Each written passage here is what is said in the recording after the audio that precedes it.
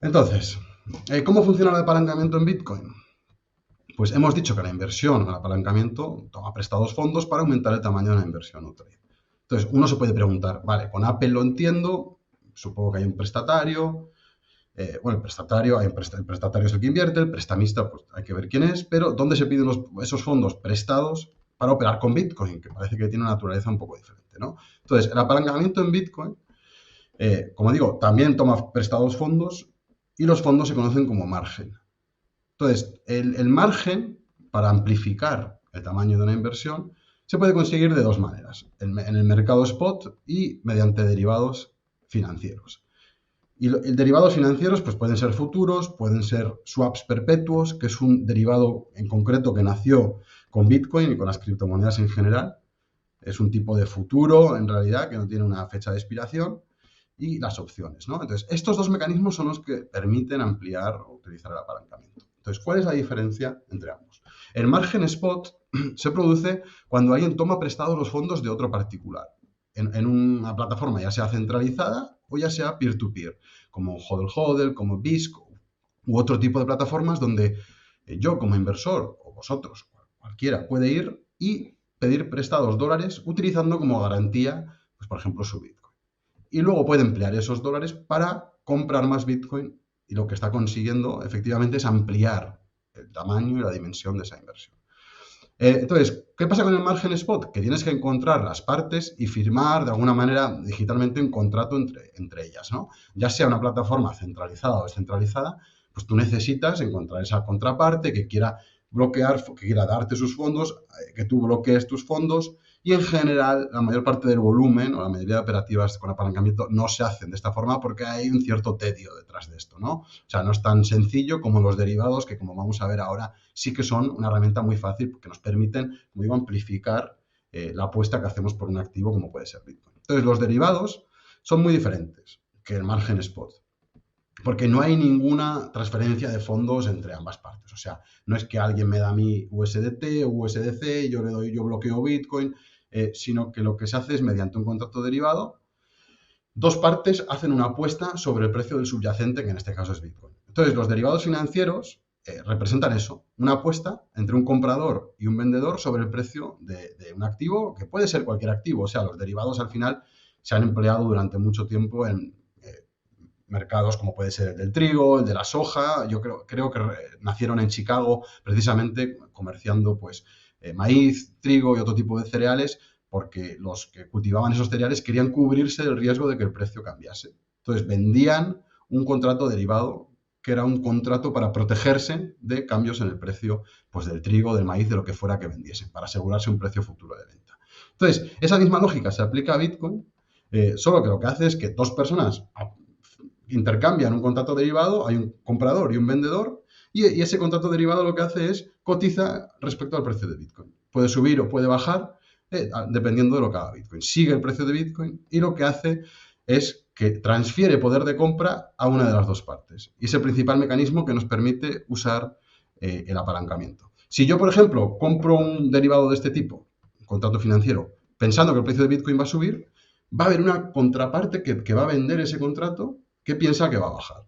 Y así es como yo consigo más exposición. Lo que la otra parte pierde, porque si el precio sube, lo que la otra parte pierde es lo que yo gano de más. Lo vamos a ver ahora muy claro con el siguiente ejemplo. Entonces, el uso del apalancamiento se hace principalmente con estos productos derivados y diría que principalmente en Bitcoin con los swaps perpetuos y permite, como digo, amplificar la apuesta por el precio de un activo como es Bitcoin. Una de las cosas del apalancamiento es que tiene un coste. Hemos dicho que en mercados derivados hay alguien que apuesta que el precio va a subir y alguien que apuesta que el precio va a bajar.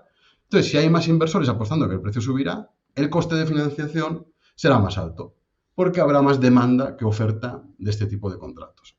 Y viceversa, si hay más inversores apostando que el precio de Bitcoin caerá, el coste de financiación disminuirá o incluso se volverá negativo. El coste de financiación se conoce también en inglés como el funding rate. Y lo vamos a ver ahora en más detalle en esta sesión porque es una métrica importante no solo para los que operamos con apalancamiento, sino también para los que analizamos el mercado de Bitcoin en general. Entonces, aquí tenemos los costes de financiación de operaciones apalancadas durante los últimos, más o menos el último mes, un poco más, desde principios de febrero. Y aquí abajo, en el histograma, tenéis en verde cuando el coste de financiación es positivo, es decir, los que apuestan en largo a que el precio de Bitcoin va a subir tienen que pagar, y en rojo cuando la financiación es negativa. Es decir, los que apuestan en corto pagan a los que están apostando en largo. Y en definitiva, todo esto se está determinando, estos tipos de interés, en un mercado de derivados, que no es que se están transmitiendo bitcoins como tal, sino estos contratos que son apuestas sobre el precio de Bitcoin. Entonces, ¿por qué se usa el apalancamiento? ¿Por qué usamos esos derivados? Pues es la misma lógica que la que explicábamos al principio con Apple. El apalancamiento lo que permite aquí también a Pedro y a María es tener una mayor exposición a Bitcoin. Por ejemplo, si Pedro tiene 20.000 dólares y compra un Bitcoin, asumiendo que lo compró cuando Bitcoin valía 20.000 dólares, asumiendo que el precio de Bitcoin son 20.000 dólares, y el precio de Bitcoin sube un 10%, Pedro habrá ganado 2.000 dólares. Seguirá teniendo un Bitcoin, pero si medimos el valor de la inversión en moneda fiat, tendrá un beneficio de 2.000 dólares. En cambio, si María invierte con apalancamiento, como hizo con Apple, tiene 20.000 dólares, pero pide 20.000 prestados, ya sea mediante el margen o comprando un derivado por valor de 20.000 dólares, que luego lo vamos a ver con más detalle. ¿Qué es lo que consigue María? Pues en vez de ganar 2.000 dólares, ganar 4.000. Y en vez de tener un Bitcoin, tener 1,09 Bitcoins. Entonces, fijaros que es una forma de, para cuando uno acierta en la operativa, cuando uno tiene un sistema que realmente da beneficios, ampliar, aumentar la tenencia de Bitcoins. Esto yo creo que es muy atractivo, sobre todo para los que creemos que Bitcoin va a ser la nueva unidad de valor, que tiene el potencial de ser la nueva métrica si el deterioro del dinero fiat continúa, ¿no? Entonces es una forma de, asumiendo más riesgo, ampliar, como digo, la tendencia de Bitcoins siempre que la operativa pues, tenga éxito o sea una operativa robusta, un sistema de inversión robusto. Ahora vamos a ver más detalles y vamos a ver operaciones más en concreto. Entonces, ¿por qué puede tener sentido invertir en Bitcoin con apalancamiento? Y digo puede tener sentido porque luego vamos a ver que depende mucho del perfil de riesgo, de la preparación de cada inversor. Pues la operativa con apalancamiento tiene sentido, sobre todo cuando uno anticipa un movimiento direccional. Porque si el movimiento es direccional, si el precio aumenta, si el precio de Bitcoin sube, uno ganará más de lo que habría ganado simplemente holdeando BTC.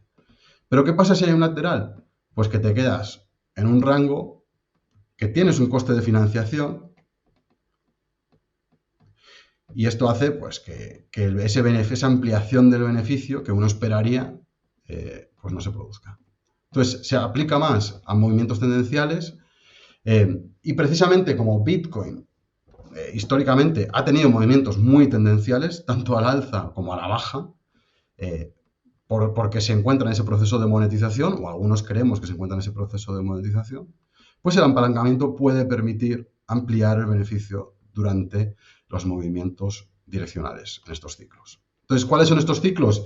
Pues lo hemos visto los que seguimos el mercado, lo hemos visto durante años, y los que estáis ahora siguiéndolo, pues si estudiáis la cotización histórica, pues también lo podéis ver. Fijaros que Bitcoin empieza en 2012, cotizaba en torno a 10 dólares, se multiplicó por 100, aquí hasta los 1000. Luego tiene sus caídas del 68%, del 83%, por eso hablo de lo del riesgo. Pero fijaros que la direccionalidad, aquí hace un 16X desde aquí hasta aquí hace un 100 desde 200 hasta 20.000, aquí hace un 4X, aquí hace un 13X desde 3.000 hasta 60.000. Luego la caída del 77 y actualmente pues, hizo suelo en 16.000 y ahora está en torno a 28.000. Entonces, un 80% más o menos de subida. ¿Pero por qué muestro esta gráfica? Porque imaginémonos que uno opera con cierto nivel de apalancamiento, que ahora vamos a ver que el apalancamiento no tiene por qué ser excesivo para tener sentido o para que pueda tener sentido una operativa, pero si uno toma estos ciclos con un cierto apalancamiento, en los que el precio se multiplica tanto, no te digo que por 100, pero por 4, por 13, por 5, uno realmente tiene un potencial para ampliar el beneficio de su operativa. ¿Cuál es la contraparte o el riesgo de todo esto? Pues lo podéis imaginar, ¿no? Estas caídas, menos 84%, menos 61%, menos 54% y menos 77%. Estas caídas son las que realmente ponen en riesgo nuestra inversión, sobre todo cuando uno opera con apalancamiento. Por eso, como digo, es una estrategia que está pensada, yo creo, o es una herramienta para personas que tienen cierta experiencia o que quieren ganarla eh, para surfear o para operar en estas olas de Bitcoin.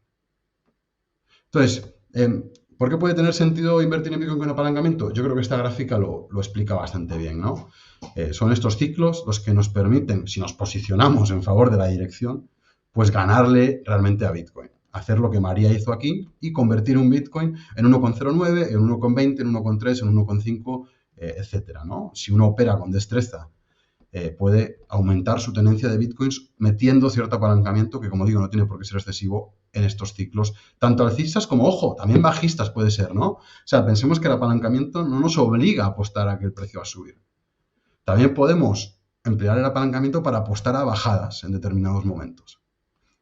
Si hay una segunda masterclass, si os gusta este tipo de contenido y queréis ahondar más en él, yo creo que podemos hacer una segunda masterclass como digo, con un enfoque más práctico en el que también vemos la posibilidad de apostar en corto, apostar a que el precio de Bitcoin va a caer y esto lo que nos permite también es cubrirnos de posibles bajadas, ¿no? En vez de vender Bitcoin y tener un evento impositivo, un evento fiscal, ponernos en corto para cubrir esa ganancia que llevamos eh, y un poco pues protegernos de una posible caída como estas que vemos aquí, del 84, del 61, del 54, del 77.